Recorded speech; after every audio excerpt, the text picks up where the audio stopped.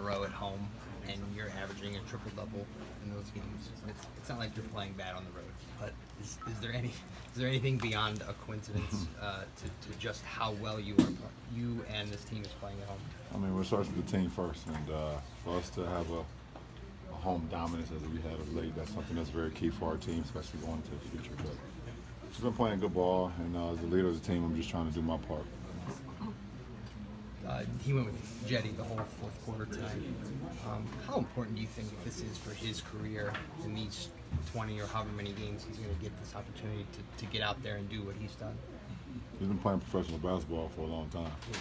It's just not in the NBA, but he's been playing high-level basketball for quite a while. And we knew exactly what we got when we drafted him. And it took a couple of years for him to finally come over, but we're happy to have him. Fast learner, a sponge, and he just plays extremely hard, and he knows how to play. One thing about the European guys, when they come into our league, they know how to play basketball. They know exactly how to play, what to do, when to cut, when to shoot, how to pass. They learn the fundamentals. We definitely got a good one in Jetty, excuse me. What can it mean for him and his growth to get those minutes late in the fourth quarter in a tight game? It means a lot. Listen, man, I said it this morning when you guys asked me about Donovan Mitchell. I said the one thing about this league is when you get an opportunity and then you start gaining confidence. And, obviously, that's what's been happening with Jay as of late because coaches and them have given him confidence. We trust him on the floor. We trust whoever's on the floor. We trust who's ever on the floor. And then, you make play after play after play. You start to be like, okay, yeah, I definitely belong in this league. Right, you've been passing a lot of, legendary players, man. It still mean a lot for you to still, accomplish the things you do like tonight, passing Ray Bird. It's not even when I pass them, or it's more when I'm just mentioned in the same breath.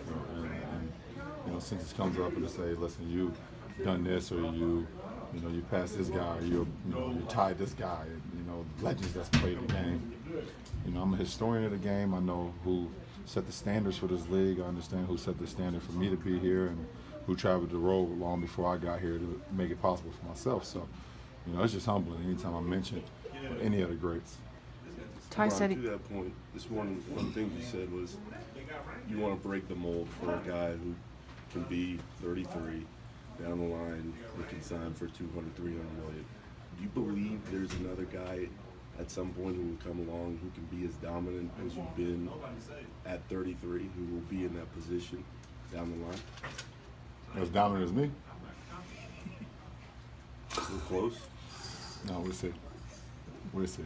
I mean, listen, like I talked this morning, I definitely want to just try to, break the mold of guys, of the stereotype of, this whole, this prime thing. And I know what I'm doing has not been done a lot in the history of the game, even at my age. And if you look at the minutes I've played and consecutive finals I've been a part of, and just the toll on my body, it hasn't been done. And, so hopefully if there's a kid that, saying he can make a huge impact in this league, and it could be, 10 years, 12 years, 15 years, whatever. And, I was fortunate enough early to be able to start my journey a lot earlier. And who knows what the rule could change. We've been talking obviously with the NCAA too to see if the rule could change and high school kids are able to come back into the league early, but we'll see. But I've been fortunate to do some great things, so we'll see. Kind of along those lines, you put up very similar numbers to this last year, but they sat you a lot of games as well on back-to-backs and that. Has the scheduling, do you think, benefited you in terms of being able to play almost every other day and allow you to keep this rhythm? Because you're not, by this point last year, you'd sat 2 games and almost sat a 3rd game. Nah, my summer has benefited me.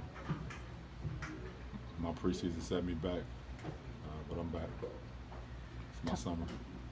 Ty said he talked about sitting you tomorrow, and you said no. Nope. Anything else? It sounds like you got extra pep in your statement. How much I fun do. are you having with the game right now? Listen, the beat writers around here know why I got an extra pep in my step, and it came from being with my kids at their summer basketball clinics this past summer, being at their tournaments in Vegas and Charlotte and back home. When you're watching 12-year-olds and 9-year-olds, 10-year-olds, they just playing for the love of the game, man. That's all they doing. They're playing for the love of the game. They're playing because they love being around their teammates. And about contract or a shoe or whatever the case may be. It's just like I'm just out here to play, and the love of the game is something that's so pure, and you see it from the younger generation. So they're around here somewhere. They probably upstairs hooping right now. They gave me a little bit of a burst. All right. Anything else? All right. Thanks, guys.